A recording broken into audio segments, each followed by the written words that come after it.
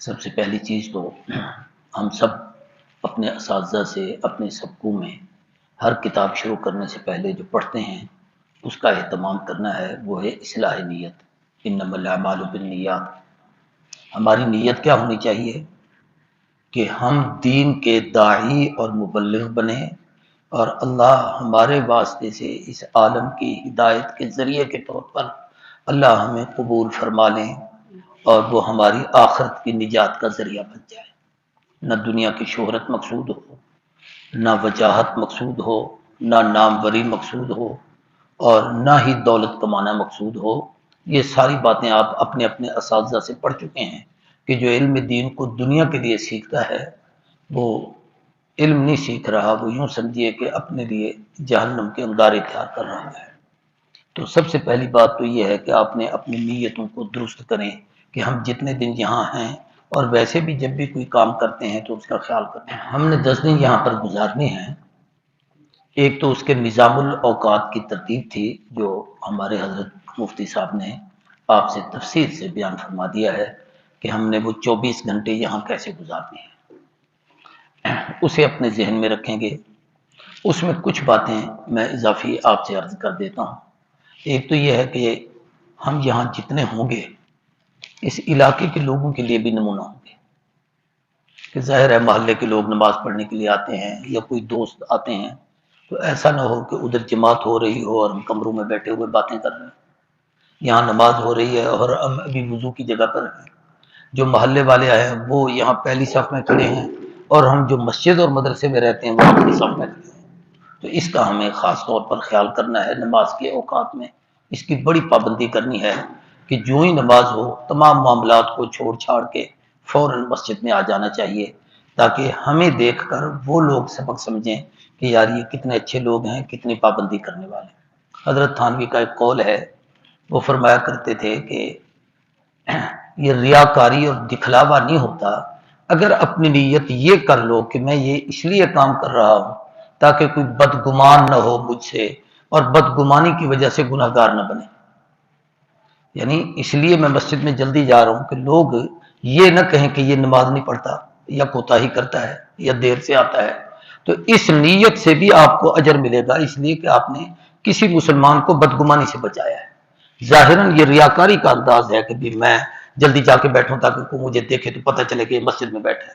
لیکن حضرت تھانوی نے اس کا کتنا خوبصورت مفہوم بیان کیا ہے کہ ریاکاری نہیں ہے، آپ کا یہ عمل دوسرے مسلمان کو بدگمانی سے بچا رہا ہے۔ تو ایک تو ہمیں اس کا خیال کرنا ہے۔ دوسرا یہ ہے کہ روزانہ جو آپ کو وقت ملے گا، جیسے فجر کی نماز میں آپ جلدی اٹھیں تو نماز تک، اسی طریقے سے جب آپ کے درس ہوں گے فجر کے بعد، اس کے بعد قرآن مجید کی تلاوت کا معمول روزانہ بنانا چاہیے۔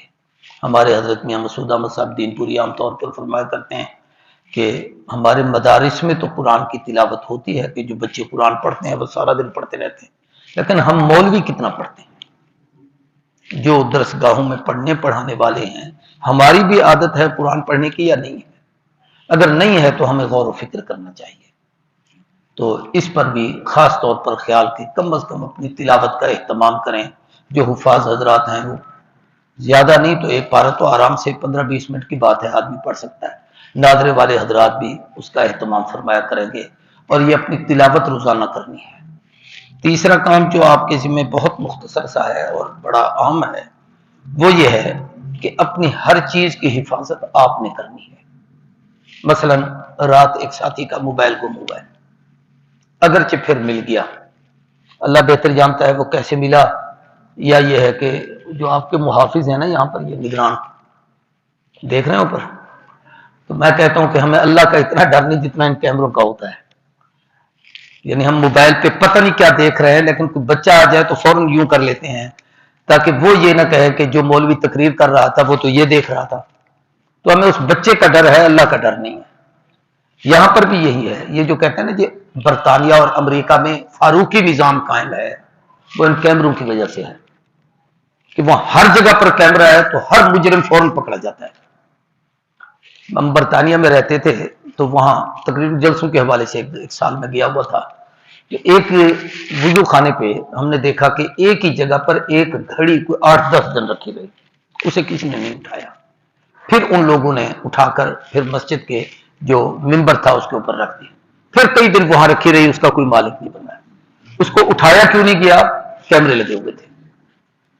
یہاں ہمارا ایک ڈرائیور ہوتا تھا دوست، اس سے ہم گپ شپ لگاتے تھے، وہ لوگوں کی چیزیں ادھر ادھر کرتا تھا، تو میں نے اسے کہا کہ یار ہم برطانیہ میں تو بڑا ہمیں یاد آتا تھا۔ اس نے کہا جی کیسے؟ میں نے کہا وہاں جب وہ گھڑی رکھی ہوئی ہم نے کئی دن دیکھی نا، 15 دن گزر گئے، اس کو کوئی اٹھا نہیں رہا، تو ہم نے کہا کاش وہ ہوتا تو یہ 10 منٹ بھی نہ رہتے۔ تو کہنے کا مقصد یہ ہے کہ اپنی چیزوں کی آپ حفاظت کرنی ہے، اپنا جوتا پہننا ہے، کسی کا جوتا نہیں پہننا۔ یہ عادت ہوتی ہے، گئے کسی کی چپل پڑی آپ پہن کے لے گئے، جو اس چپل کا وارث ہے وہ اٹھے گا، وہ پریشان ہوگا، اس کو اپنی چپل نہیں ملے گی، وہ کسی اور کی پہن لے گا۔ وہ جب اٹھے گا تو اس کو اپنی چپل نہیں ملے گی، وہ کسی اور کی، تو سارے پریشان ہوئے اس ایک کی وجہ سے۔ اسی طریقے سے اپنے بستروں کو سنبھال کر رکھنا ہے، اپنے سامان کی آپ نے خود حفاظت کرنی ہے۔ بہتر یہ ہے کہ جب درسگاہ میں ہو تو اس کمرے کو اگر آپ میں سے بے شک مشترکہ طور پر ہی کوئی تالا لے کے لگا لیں، یا مولانا عرفان صاحب ہمارے یہاں لازم ہیں، ان سے رابطہ قائم کر لے تو مل جائے، تو سبق کے وقت اگر دروازہ وہ بند ہو تو زیادہ بہتر ہے، آپ کی چیزوں کی حفاظت ہوگی۔ ایک سال ہمارے یہاں ایسا ہوا، ایک طالب علم تھا کہیں سے آیا ہوا تھا، تو بس اللہ نے اب اس کو ہدایت دے دی ہے، ورنہ تو اس وقت اس کے لیے بڑے عجیب حالات تھے، ایک دن میں 10 موبائل بھی اس نے چوری کیے تھے۔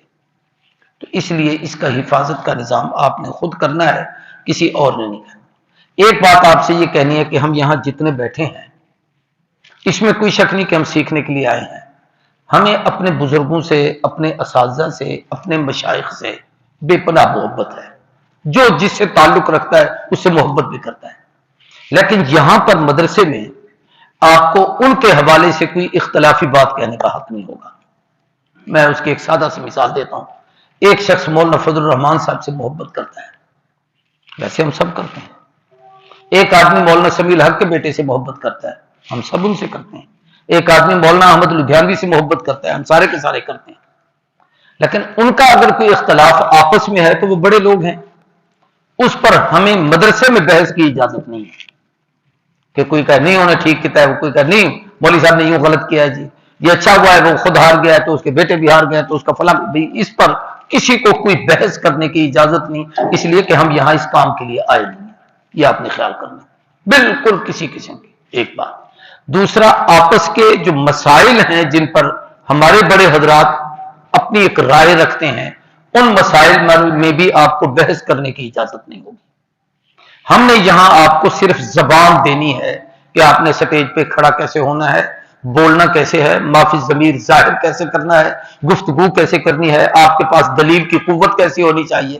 آپ کو لڑانے کے لیے ہم نے یہاں نہیں بلایا کہ آپ نے آپس میں لڑنا کیسے ہے۔ وہ حضرات ہیں جو اس میدان کے ہوں گے، مناظرے وغیرہ سکھاتے ہیں، ہم اس میدان کے لوگ نہیں، ہم نے آپ کو صرف گفتگو کا سلیقہ طریقہ سکھانا ہے۔ تو اس لیے آپ سے یہ درخواست ہے کہ ان بزرگوں کے اختلاف میں آپ حضرات آپس میں نہیں لڑیں گے، ان پر کوئی بحث نہیں کریں گے۔ ابھی ہمارے پاکستان میں الیکشن ہوا ہے تو آپ کو اس پر کوئی تبصرے کی مدرسے میں بھی اور مدرسے کے باہر بھی اس کی اجازت نہیں ہے کہ آپ کسی سے جا کر یہ بحث شروع کر دیں کہ فلاں کے ساتھ تو ٹھیک ہوا، فلاں کے ساتھ غلط ہوا، فلاں کو اتنی سیٹیں ملنی تھی، اتنی بھی۔ ہمیں یہاں نہ ہمیں کسی نے سیٹ دینی ہے، نہ ہم نے کوئی ووٹ دیا ہے، نہ ہمیں اس کی ضرورت ہے، اس لیے ہم اطمینان سے جس کام کے لیے ہیں وہ کام کرنا ہے۔ ایک اور چیز یہ ہے کہ آپس میں احترام اور محبت سے رہنا ہے۔ ایک حدیث بڑی لمبی ہے، اس میں 17 چیزیں نبی کریم صلی اللہ علیہ وسلم نے اپنی سنت ارشاد فرمائی ہیں، ان میں سے ہے الحب اساسی، محبت میرے دین کی بنیاد ہے۔ ہمارا دین دنیا کے اندر واحد دین ہے، دین اسلام، جو دین محبت ہے۔ اللہ کی محبت، رسول اللہ کی محبت، کلام اللہ کی محبت، صحابہ کی محبت، اہل بیت کی محبت، اولیاء اللہ کی محبت، والدین کی محبت، بہن بھائیوں کی محبت، دوستوں کی محبت، وطن کی محبت، اپنے بزرگوں کی محبت، اپنی قوم سے محبت، اپنی فوج سے محبت، اپنے بزرگوں سے محبت، اپنے مشائخ سے محبت۔ ہمارے ہاں تو محبت کی اخیر ہے، درسگاہ سے محبت، ٹپائی سے محبت، قلم سے محبت، ورق سے محبت، جس پر ہم بیٹھ کے لکھتے ہیں۔ آپ دیکھیں اس میں کہیں کوئی نفرت کا پہلو نہیں ہے۔ ہمارے ایک بزرگ تھے دارالعلوم کبیر والا کے پہلے محتمم مولانا عبد الخالق رحمۃ اللہ تعالی علیہ، یہ دیوبند میں 7 سال پڑھاتے رہے، دیوبند کے فاضل تھے، انور شاہ کے شاگردوں میں سے تھے رحمۃ اللہ علیہ۔ تو ایک طالب علم آ رہا تھا، نیچے کاغذ کا ٹکڑا پڑا تھا اس کا، اس کے اوپر یوں پاؤں آ گیا. تو حضرت یوں بیٹھے ہوئے چرپائی پہ دیکھ رہے تھے، فرمایا یار وہ کاغذ اٹھا کے لے آؤ. بچہ لے آئے تو آپ نے دیکھا کاغذ دونوں طرف سے خالی تھا، اس میں لکھا ہوا کچھ نہیں تھا. تو حضرت نے فرمایا آپ نے اس کاغذ پر پاؤں دیا؟ اس کا پاؤں آ ہی گیا تھا. اس نے کہا جی دیا ہے. تو حضرت فرمانے لگے تمہیں شرم نہیں آتی کہ یہ کاغذ تیرے علم کے سیکھنے کا ذریعہ ہے اور تو اس کی بے ادبی کر رہا ہے؟ یعنی یہ ہمارے بزرگوں نے محبت اور ادب سکھایا ہوا ہے. تو ایک دوسرے سے ہم نے محبت کے ساتھ رہنا ہے. 10 دن گزارنے ہیں، ہر ایک اپنے اپنے گھروں میں چلا جائے گا. یہ پھر آپ کا پیار یادگار ہوگا، اور اس میں آپ میں نفرت پیدا ہوگی تو یہ اختلاف آپ کے لیے پریشانی کا باعث بنے گا، دکھ کا ذریعہ بنے گا کہ یار 4 دن بھی ہم اکٹھے نہ رہ سکیں. اس لیے حدیث میں آتا ہے کہ کسی آدمی کے متعلق رائے نہ قائم کرو جب تک تم اس کے ساتھ سفر نہ کر سکو یا کچھ دن اس کے ساتھ گزار نہ لو. تو ہم گزاریں گے تو پھر ایک دوسرے کے متعلق اچھی رائے قائم کریں. آخری چیز یہ ہے کہ یہاں پر جو عملہ ہے ہمارا، یہ سب آپ کی خدمت پر معمور ہے. ان میں پہلی بات تو یہ ہے کہ ہم نے یہ 10-15 دن مدرسے میں چھٹیاں کر دی. ہماری حفظ کی کلاسیں نہیں ہیں، طلباء کو چھٹی کرتی ہے. جو بچے رکھے ہوئے ہیں وہ اس مسجد، آپ کی مطبخ کی اور جناب والا مدرسے کی صفائی خدمت. آپ دیکھیں آپ کے لیے دسترخوان لگتا ہے، آپ کو وہاں پر بٹھا کر کھانا کھلایا جاتا ہے، آپ کو برتن نہیں دھونے پڑتے، پانی پلانے کے لیے آپ کے اوپر بچے کھڑے ہوں گے. تو اسی طریقے سے یہ ہمارے اساتذہ، میں آپ کو مفتی صاحب کا تعارف کراؤں، لاہور سے صرف آپ کے کورس کے لیے یہاں آئے ہیں، وہاں ایک یونیورسٹی میں ہوتے ہیں. تو آپ دیکھیں اتنا لمبا سفر کر کے یہ آپ کے لیے آئے اور آپ ان کا احترام نہ کریں. ہمارے یہاں جو ناظم ہیں مولانا عرفان صاحب، بڑے صاحب قلم آدمی ہیں، ان کی کئی کتابیں چھپی ہوئی ہیں. وہ یہاں بیٹھ کر آپ کو باورچی کی طرح کھانا کھلا رہا ہوتا ہے. اب اتنا بڑا آدمی ہو اور وہ آپ کی یوں خدمت کرے اور آپ اس کی عزت نہ کریں. اس طریقے سے آپ کا جتنا عملہ ہے، جو جس کام میں لگا ہوا ہے، آپ کو پتہ نہیں، آپ تو یہاں بیٹھے ہیں نا، کام تو وہ کر رہے ہیں، اس لیے ہمیں ان کا احترام کرنا ہے. ان چند چیزوں کا ہم نے خیال کرنا ہے. تو یہ چند باتیں میں نے آپ سے کہتی، باقی باتیں مولانا نے، مفتی صاحب نے تفصیل سے آپ کو بتا دی ہیں. اب ہم اپنی اگلی گفتگو کا ابتدائیہ کرتے ہیں. پہلے میں چاہتا ہوں کہ جتنے دوست ہیں، ابتدائی ادھر سے ہے، اچھا، تو ہر ساتھی کھڑے ہو کے اپنا نام، اپنا گروپ اور اپنا علاقہ بتا دے کہ میں کہاں سے ہوں. ایک ایک کھڑے ہو کے اپنا تعارف کرا دیں تاکہ سارے